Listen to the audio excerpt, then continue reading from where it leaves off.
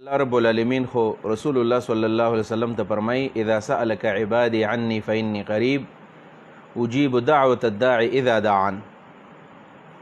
چې زما حبیبه چې کله زما په باره کې ستانه څوک تپوس وکړي نو ورته وایي چې زه نږدې ما اجیب دعوة الداعي اذا دعاني، چې کله ما ته څوک اواز وکړي زه د هغه سوال قبلوم. دا د الله وعده ده، لهذا الله رب العالمین خو زموږ دعاګانې قبلوي. پاتې شو دا څه وجه ده چې زموږ دعاګانې نه قبلیږي؟ نو د هغې بنیادي وجه دا ده چې د دعا دپاره کم آداب دي او کم شرایط دي، د هغې آداب او د هغې شرایطو خیال موږ نه ساتو. که د دغې آداب او د شرایطو خیال موږ وساتو نو انشاءالله تعالی زموږ دعاګانې به الله رب العالمین قبول کړي. د هغې اسبابو نه او د هغې شرایطو نه او د هغې آدابو نه یو دا دی، اول خو دا چې دعا کول پکار دي. الله رب العالمین صفت دی رحمان او رحیم. د رحمان او رحیم ډېرې معنی علماو کړي دي. رحمان دې ته ویلی کېږي چې څوک ترې غواړي نو په هغې خوشحالېږي، او رحیم دا معنا ده چې څوک ترې نه غواړي په دې خفه کېږي، لحاظ د الله نه غوښتل. یو دا. دویم نمبر دا ده چې دا دعا په یقین سره کول پکار دي، په یقین سره غوښتل. څنګه چې حدیث کې راځي چې ادعوا الله وانتم موقنون بالاجابه، د الله نه داسې وغواړئ لکه تاسو په دې اجابت باندې او په دې سوال په قبلېدو باندې یقین کوئ چې الله به ماله راکوي. نو دا دویم سبب دی ورله. او دویم د دې لپاره شرط دی چې موږ په یقین سره د الله نه وغواړو چې الله راکوونکی دی، الله رحمان رحیم دی، د الله په لاس کې د ځمکې او د اسمان خزانې دي، الله سره کمی نشته، په غیبو باندې پوهېږي، لہذا الله تعالی ماله راکولی شي. او د دې سره سره علما وایي که په عربۍ ژبه کې دا دعا وشوله نو دا سریع الاجابت ته په عربۍ ژبه کې کول پکار دي. د دې سره سره د هغې نه مخکې وایي داسې پکار دي چې سړی د دعا نه مخکې داسې صدقې وکړي، ځکه صدقه رد البلا ده. د الله نه څه شی غواړي نو څه صدقه کول پکار دي، اگر که دا 1 روپۍ ولې نه وي، 10 روپۍ ولې نه وي.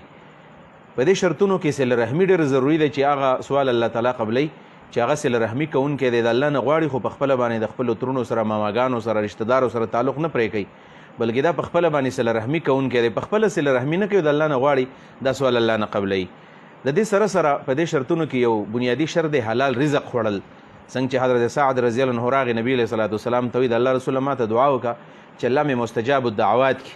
رسول الله ته دعا مو وکړه الله سعد مستجاب الدعوات کا، او هغه بیا مستجاب الدعوات ګرځېدلی مو، خو یو چلې ورته ښودلی و، ویل یا سعد اطیب مطعمک تکون مستجاب الدعوه، سعده خوراک دې پاک که خود به خود به ته مستجاب الدعوات به وګرځې. لهذا حلال رزق خوړل دې سره دعاګانې قبلیږي.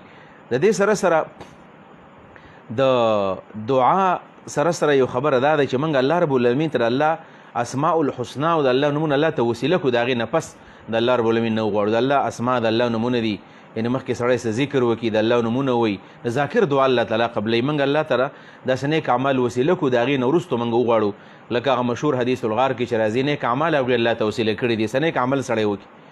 د دې سره سره بعضې د دعا د قبلېدو اوقات دي، هغه اوقات پېژندل چې په دې اوقاتو کې کله دعا وشي، لکه د افطارۍ په ټیم کې عبدالله بن عمر رضی الله عنهما به داسې کول، د افطارۍ په ټیم کې خپل خاندان به راغونډ کړو، هغوی ته به ویل چې تاسو د الله نه وغواړئ، دې ټیم کې الله تعالی سوال قبلوي. للصائم دعوة مستجابة عند فطره، د افطارۍ په ټیم کې الله دعا قبلوي، یو دعا کم از کم قبلیږي. د دې سره سره پېشمني ټیم دی، تسحروا فإن فی السحور برکه، نبی علیه السلام پېشمنی کوي دی کې برکت دی. دې ټیم کې الله را کوزیږي د اسمان د دنیا ته، وایي زما نه څوک غوښتونکی شته، یعنې په نیمه شپه کې او پېشمني کې دعا کول دا قبلیږي.